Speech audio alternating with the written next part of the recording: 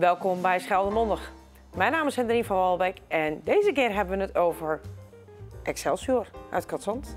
Welkom Stefan, welkom Martine. Dankjewel. Dank je. Ja. Even een directe vraag. Wie is Stefan en wie is Martine?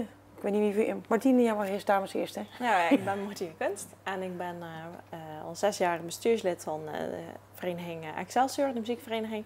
En sinds 3 jaar ben ik nu voorzitter van de vereniging. Kijk. En jij... En ik speel bugel. Dat wou ik vragen. Ja. Stefan. Nou, ik ben Stefan Sudzinski. Ik denk de enige persoon met zo'n achternaam binnen muziekvereniging Excelsior. Ik praat ook lekker in Vlaams. Ik speel sinds 2020 nog maar mee in Excelsior. Oké. En toen was het Martine die het jaar erop vroeg of ik in het bestuur erbij wou komen. En daar heb ik ja op gezegd. Ik speel althoorn binnen de vereniging. Oké. En met heel veel plezier. Maar En dat ga je nog jij meer bent dan, horen. verwacht ik, vanwege je cijfertjesberoep ben je dus ook secretaris, of niet? Nee, dat niet. Ik ben algemeen bestuurslid. We hebben nog een oude rot in het vak, om het zo te zeggen. Oké. Ja. Nou ja, gezien het feit dat je het dagelijks leven natuurlijk met cijfertjes bezighoudt, dus had ik dat even verwacht natuurlijk, maar dat is niet zo. Maar goed, wie of wat is Excelsior? Martine, wil jij me dat eens uitleggen? Ja, wij zijn dus de christelijke muziekvereniging Excelsior Cadzand. We zijn een brassband. We bestaan dit jaar 130 jaar. En we hebben ook sinds 2002 al een jeugdorkest. Een jeugdorkest. Zeker. Help mij even, want ik weet wel wat, maar ik weet niet alles. Wat is een brassband? Een brassband is een samenstelling van muziekinstrumenten met alleen koperblazers. Ja. En fanfare of een harmonie is een andere samenstelling. Ja. We hebben ook houtblazers, hè, dus klarinetten en saxofoons. Maar dat hebben wij dus niet. Wij zijn een brassband. En het jeugdorkest, daar is wel iedereen eigenlijk welkom. Iedereen welkom. Dus ook snaarinstrumenten, dat soort dingen? Ja, momenteel zijn die er niet, maar die hebben we ook al gehad in het verleden. Dat is al de eerste vraag naar buiten. Van, goh, hebben ze... Ja, iedereen is welkom. Dus, Hoe groot is de brassband en hoe groot is het jeugdorkest? Ik bedoel, wat moet ik me daarbij voorstellen? De brassband bestaat nu ongeveer uit een 30-tal leden. Ja, 30 tot 35. Ja, 30, oké. Ja, het is soms een beetje. Er zijn ook wat slapende leden. Dat kan. Die soms een time-out nemen en weer terugkomen. En dat is ook allemaal prima. En het jeugdorkest heeft nu een... Ik denk 25. En er zitten wel wat dubbelleden in. En nou ook sinds dit jaar dat daar wat aanwas bij zit. Dus dat is hartstikke leuk. Ja. Eigenlijk, maar dat is een beetje mijn idee van bij mij vroeger. En vroeger is bij mij al wat even geleden natuurlijk. Je gaat naar de lagere school of naar de middelbare school en je wordt eigenlijk op muziekles gestuurd. Ga eens muziek leren. Ja. Dat begint volgens mij over het algemeen met een blokfluit. Waarom is dat eigenlijk, Stefan? Ja, het beeld wat mensen hebben klopt inderdaad wel. Hè? Dat je vaak met blokfluitles begint. Ik ben zo ook begonnen. 1 jaartje blokfluit, AMV heet dat dan. Waarbij je dan de noten leert lezen. Dus eigenlijk de bladmuziek. Ja, en zodra je al die noten op bladmuziek kan lezen, dan kun je ook een instrument gaan kiezen. Ja. Want dan ben je daar rijp voor, zeg maar. Dan kun je inderdaad een instrument bespelen. Of kun je dat gaan leren natuurlijk. Ik denk dat dat... voor iedereen verschillend is wat hij wil leren. Maar stel nu, ik zou inderdaad willen deelnemen, maar ik heb nog geen instrument. En ik moet het ook misschien nog wel een beetje leren. Hebben jullie dan instrumenten, hebben jullie contacten ermee of hebben jullie die beschikbaar? Hoe moet ik dat zien? We hebben een x-aantal muziekinstrumenten op voorraad. Laat wel, dat zijn alleen koperinstrumenten. Dus het ligt er een beetje aan wat de wens is van diegene. Maar het belangrijkste is dat als er een passie is, dat de rest ook vanzelf komt. Dus dat gaat altijd in goed overleg. Ja. En daar zijn we alleen maar hartstikke blij mee. Ja. Dus, het is ook zo dat stel dat er iemand nou een speciaal instrument zou willen spelen en zegt van kan dat via de muziekvereniging? Altijd, hè? We kunnen instrumenten aanschaffen, dat is zeker mogelijk. Ja. We vragen dan ook wel om dan ook binnen een van de orkesten deel te nemen. Maar dat spreekt denk ik voor zich. Ja. Ik denk dat uiteindelijk, noten leren, muziek leren, een instrument leren bespelen. Uiteindelijk wil je daar natuurlijk niet alleen op een zolderkamertje iets mee doen. Maar wil je eigenlijk ook een stukje extra oefening naar buiten. Ja. Precies. Lijkt mij. Samen muziek maken is fantastisch natuurlijk. Is Excelsior ook zo'n vereniging waarvan je zegt, joh, we gaan gewoon gezellig muziek maken? dat staat wel voorop. Zeker. Ja, iedereen heeft een passie en iedereen komt graag naar de repetities. Onze dirigent zegt ook altijd, we hebben altijd een goede opkomst op de repetities. Oh, en ja, naast het musiceren, dus naartoe werken naar onze concerten, proberen we ook gewoon een mooie vereniging te zijn. Ook bij te dragen aan de maatschappij. Ja. En ook voor elkaar te zijn. Want jullie doen ook projecten op scholen, hè? Op lagere scholen. Ja. Stefan, wil jij daar misschien iets meer van vertellen? Ja, dat is zeker leuk dat je het eventjes aanhaalt. We hebben het afgelopen jaar dan op de BSO hier in Oostburg een project gestart. En ook op de kustschool in Katzand om jeugdleden te werven. En dat is dan de dirigent die dat samen met een aantal muzikanten van onze vereniging heeft opgezet. Het scholenproject zoals we het dan noemen. Ja. Waarbij we jeugdleden proberen te werven. Gewoon heel laagdrempelig, hè? Dus met ritmes aan de slag gaan, zeg maar, met tempo's, maar ook al instrumenten mee en ze daar een keer op laten proberen van, goh, hoe voelt het nou, wat is het nou om een instrument te bespelen? Ja, en sommigen die vragen dan ook, en vaak ook via de ouders van, goh, hoe kan ik er nou voor zorgen dat mijn kind meer, of ook zeg maar echt richting een instrument gaat. Ja. Dus om dat een vervolg te geven zijn we wel van plan om nu ook weer dat dit jaar te gaan vervolgen. Leuk. Ja, en als er een vraag is voor, zijn er muzieklessen nodig of iets dergelijks, hebben we ook genoeg contacten die we dan aan kunnen bevelen. Mooi, hartstikke leuk. Maar we hebben het nu natuurlijk over Excelsior als muziekvereniging. Wat voor muziek spelen jullie dan eigenlijk? Want ja, ik weet niet of we allemaal opera-achtige, klassieke muziek willen spelen. Nee, we proberen altijd naar een concert toe te werken met verschillende muziek. Dus ja, onze dirigent bekijkt altijd de officiële Havabra muziekwerken. Wat harmonie van varen en brassband muziek. Ja. Dus dat is originele muziek. En daarin worden dus soms ook arrangementen geschreven. En we proberen dan ook echt een concertwerk te hebben, maar ook wat luchters. Of we gaan bijvoorbeeld tijdens ons bevrijdingsconcert in oktober ook samen een lied zingen. Dus proberen we altijd een heel breed programma op te zetten. Nee, we gaan zelf zingen dit jaar. Jullie gaan zelf zingen? Ja, want het is gebleken dat we ook zelf kunnen zingen. Oh. Ja. Nou, zullen we allereerst... Dus naast muziek maken kunnen we ook zingen. Ja, dat vind ik wel heel interessant, maar daar gaan we het straks over hebben. Zullen we eerst eens even kijken naar een filmpje van jullie in de kerk hier in Oostburg, waar jullie een uitvoering hebben gegeven. Dus laten we even kijken. Ja.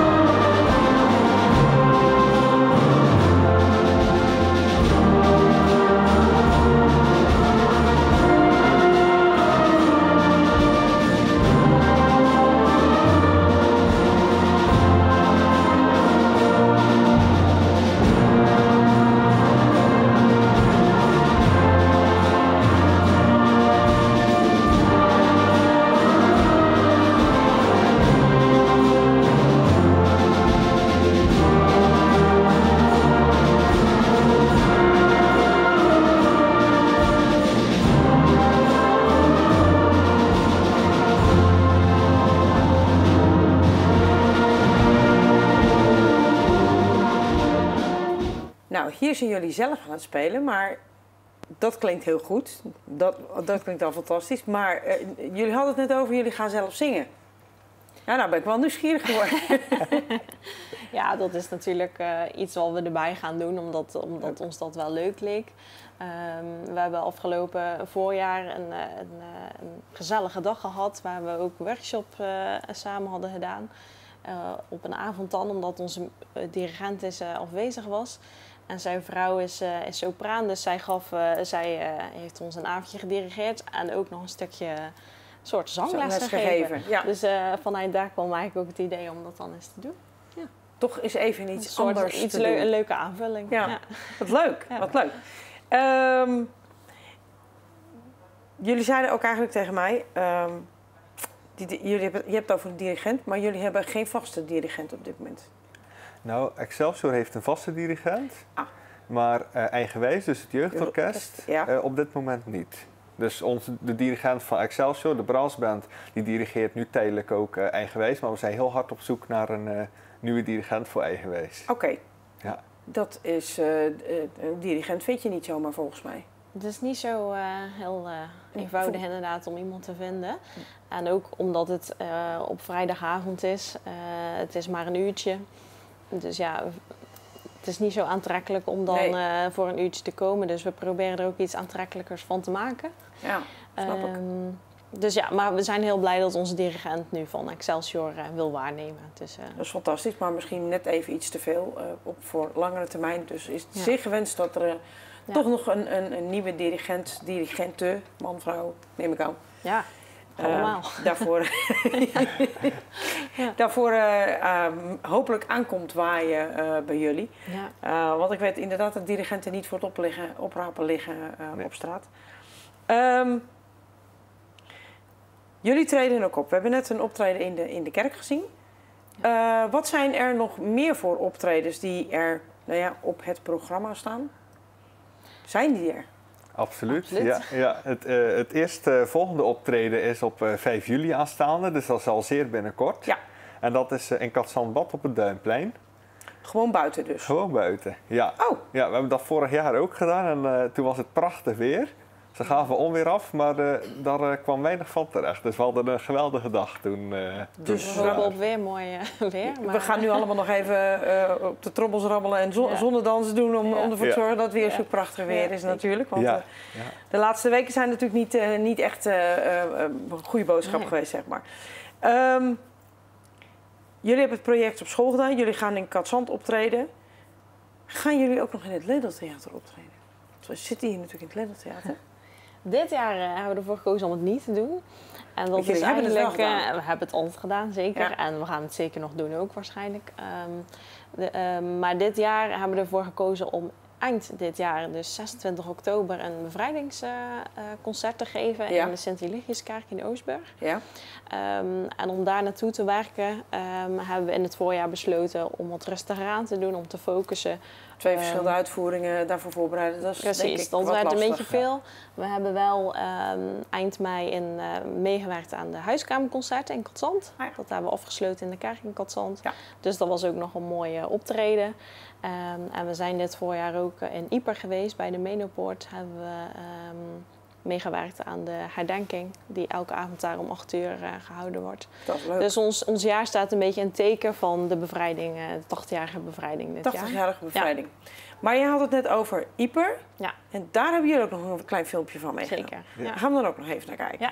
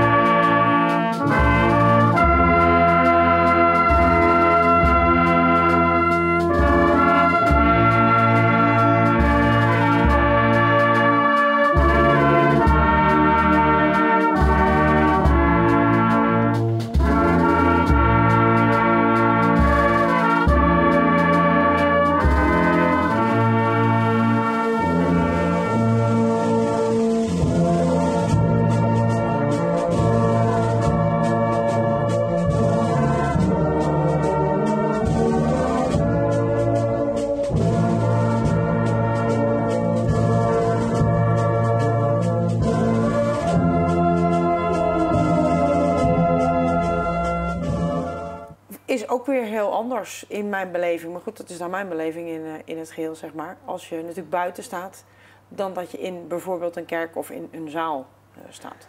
Andere akoestiek, hè? Ja. Doen jullie nog meer van dit soort optredens? Ja, we zijn multi-inzetbaar eigenlijk wat dat betreft. Ja, dat kun je wel stellen. Ja. Nou, waar kunnen we jullie dus tegenkomen, zeg maar? Ja, dus op een laagdrempelig concert als in Katzalbad, wat dus dan eigenlijk veel voor toeristen bedoeld is. En voor de mensen uit de eigen streek heel laagdrempelig. Ook gewoon lekkere muziek om daar ook op Duinplein met een drankje of met een ijsje te zitten. Ja. Nou, dan toch ook wel serieuze concerten bij een herdenking van 80 jaar bevrijding. Ja. Hier in het Ledeltheater hebben we toch ook al met regelmaat hele leuke optredens gegeven die ook wel wat theatraal zijn, om het zo te zeggen. Ja, dat is leuk. Maar aan de andere kant werken we ook mee in kerkdiensten en ook aan rouw- en trouwdiensten. Kijk. Ja.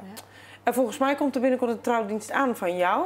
Ja, dat klopt. Excelsior, maar goed, dat is niet de bedoeling dat iedereen daarbij is, neem ik aan. Excelsior wel, die is te hard uitgenodigd. Dat snap ik, maar ik heb het over de kijkers natuurlijk, dat niet een uitnodiging is om even bij jou op je trouwerij te verschijnen. Nee, liever niet. Ja, wat we ook elk jaar doen, eigenlijk wel elk jaar spelen we ook in de stellen voor de ouderen daar. Op een zondagmiddag geven we daar leuk. Meestal eens per jaar een half uurtje of een uurtje een concertje, wat ook erg leuk is. Ja, en Eigenwijs gaat dan weer langs andere verzorgingstehuis, bijvoorbeeld de Aardenburg. Ja.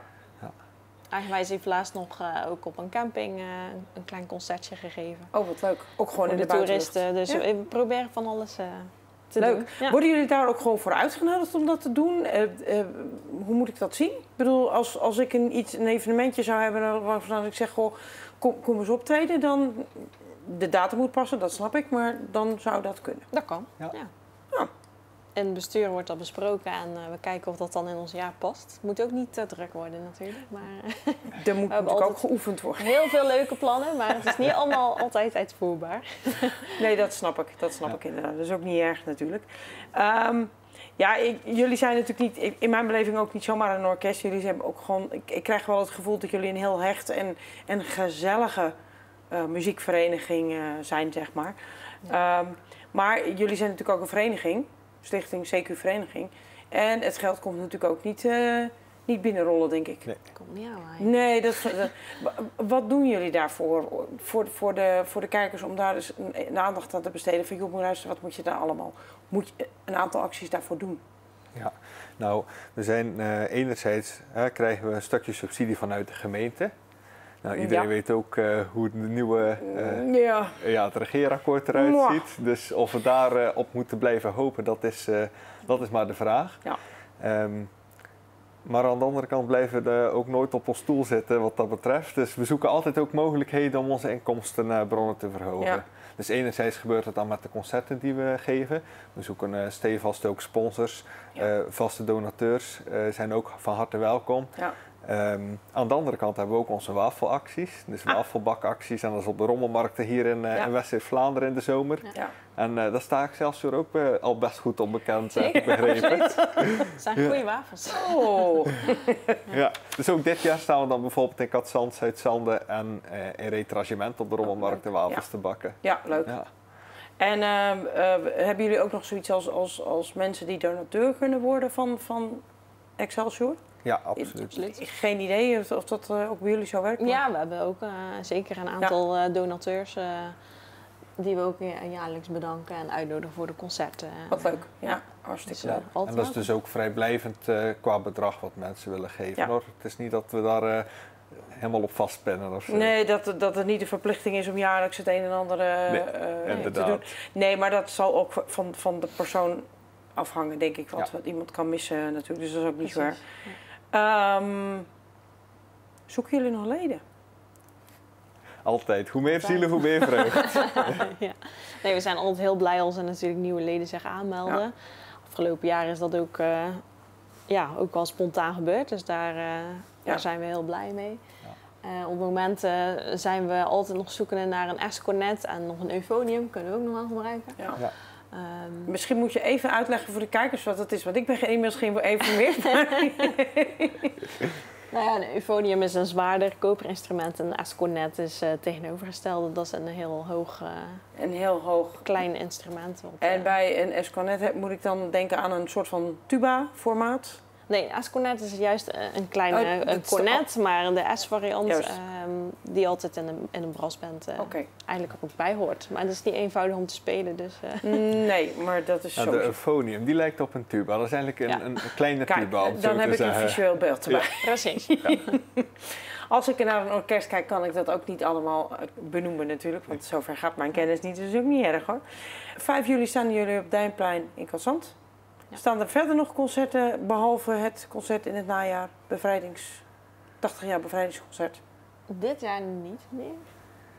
En ook aan het denken, voor mij moeten wij nog wel een kerstoptreden doen dit jaar. Ik weet niet of die al vaststaat. Maar die zit misschien nog in het vat, dus dat gaan we nog Sowieso zien. spelen we altijd bij de kerstavonddienst in Cazant ook.